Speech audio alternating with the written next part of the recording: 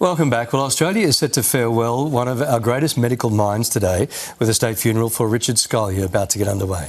Let's go live to 7 News health editor Jen Beshwadi, who is at Sydney Opera House.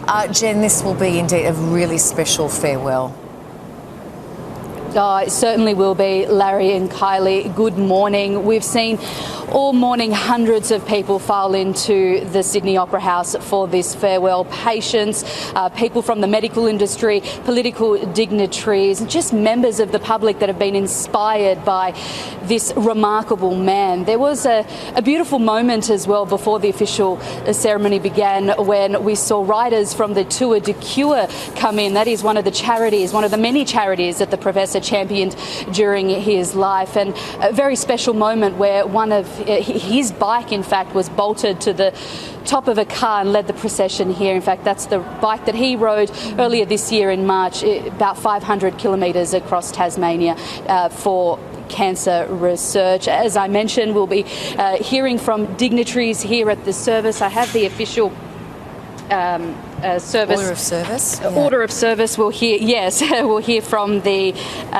Governor General Sam Mostyn. We'll hear from the Prime Minister Anthony Albanese, the New South Wales Premier Chris Minns. There'll be a song by Peter Garrett as well, eulogies from Jim Finlay, that's one of his best friends from Tasmania, a colleague, Professor John Thompson, as well eulogies from his wife Katie, Emily, his daughter Emily, son Matthew, and also daughter Lucy Scolyer. So we're expecting to have some tears, but also smiles and laughs as people celebrate, as you mentioned, one of Australia's greatest medical minds. Yeah, it will be a very special afternoon, Jen. Australians came to know Richard Scolyer not only as a brilliant scientist, but through his own cancer journey.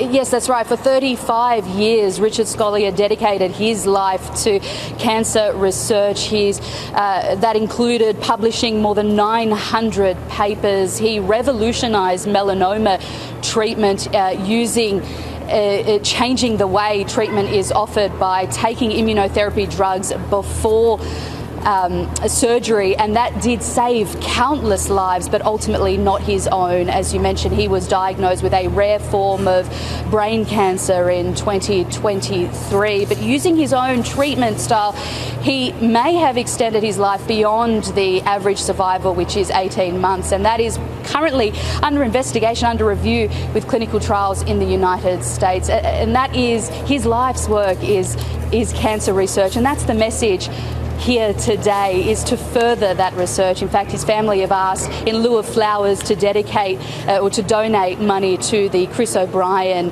Lifehouse. That is one of Australia's biggest cancer centres, and there his legacy will live on as well in the Richard Scolyer Chair for Brain Cancer Research, where they'll further clinical trials and scholarships for new doctors in the field. So a very special celebration here today of this remarkable man. It's about to get underway, so we'll keep you posted throughout the morning, guys. Amazing legacy. Jen, thank you for that. Thank you, Jen. Of course, it is a state funeral as well.